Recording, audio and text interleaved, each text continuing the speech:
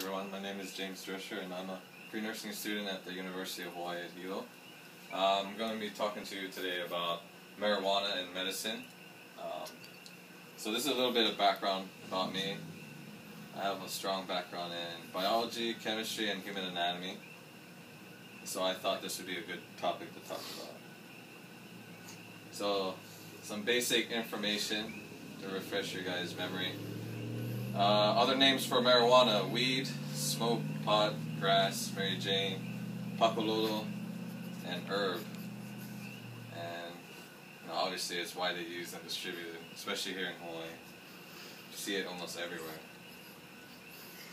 So I'm going to go over some recent discoveries and uses. For some patients it may help alleviate chronic pain. They have synthetic derivatives that they can make in the lab that can treat adverse effects from chemotherapy. A lot of them get nausea and vomiting when they're going under chemotherapy. And it can also be used to stimulate appetites in immunocompromised patients, such as those with AIDS. Some more facts. Researchers have determined that marijuana use in comparison to tobacco smoking has a greater chance of creating pre-carcinogenic effects. So that's like, smoker's lung. So I think a lot of people who smoke marijuana actually feel those effects sooner than tobacco users. And also frequent and long-term use can create the same respiratory changes seen in, so this is just to reiterate the first part. Okay. So now I'm going to go over some of the things that are changing about marijuana in society. Because back in the 80s, it was more seen as a really bad drug, but nowadays it's becoming more and more acceptable. So the high experience that users feel as a result of THC, tetrahydrocannabinol, pretty hard word to pronounce, which is the main substance in marijuana.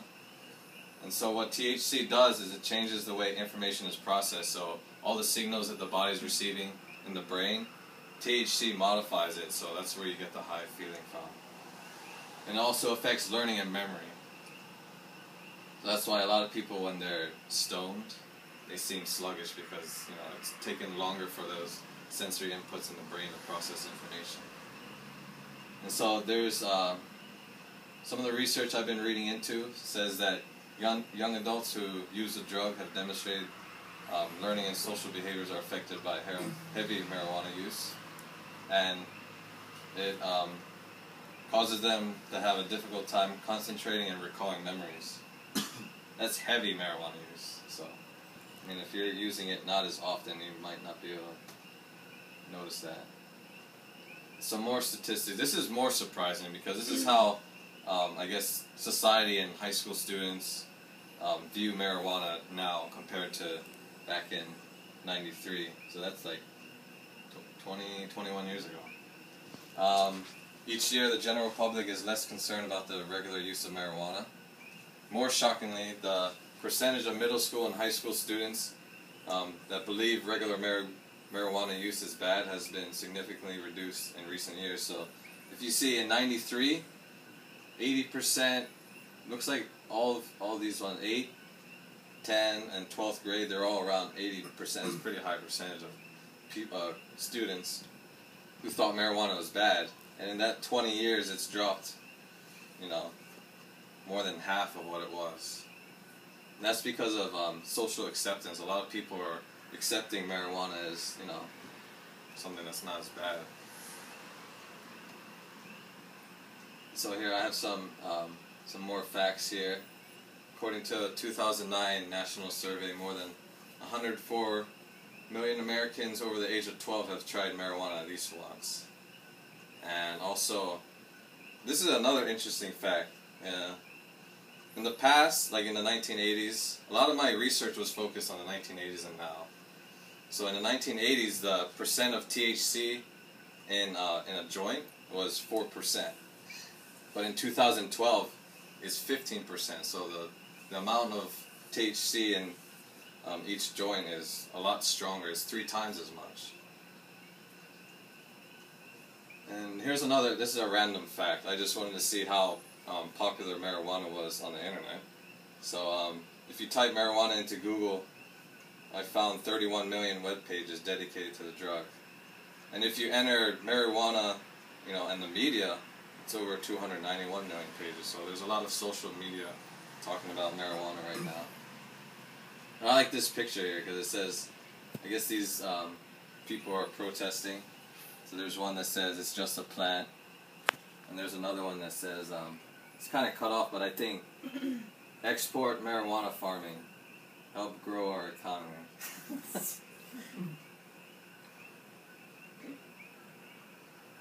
And so part of what I wanted to talk about is what's causing this social acceptance, because you've seen before, it used to be 80% of high school students thought marijuana was a bad drug, but now it's less than half of that.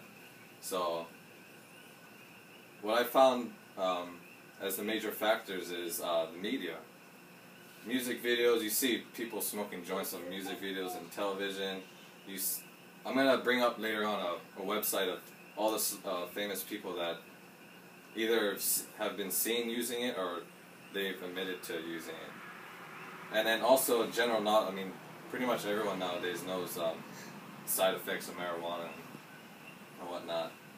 And also, there's a broader cultural acceptance because of its use in other countries. So we all know about Amsterdam, Europe. They have an open policy on marijuana use. So that's actually a big factor that contributes to everyone thinking, well, maybe it's not so bad because those people in Europe are doing it.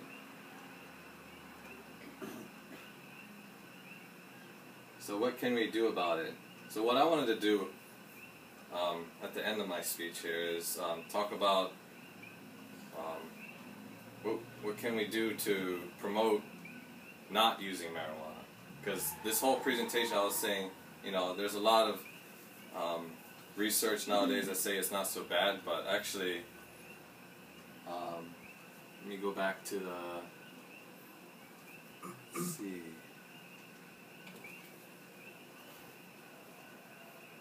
This one. No. Yeah, no. Next one. This one right here. Oh,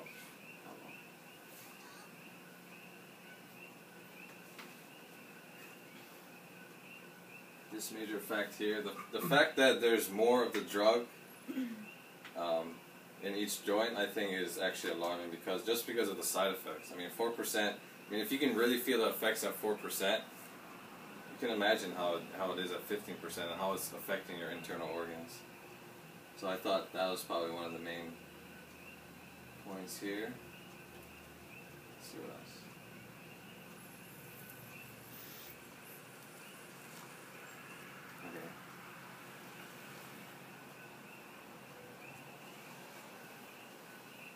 I think as far as our middle school and high school students, we need better educational programs because we see it a lot in high schools. I know I did. I'm pretty sure everyone else has, but I think we should have more programs like DARE and stuff that helps limit people or kids' exposure to the drug.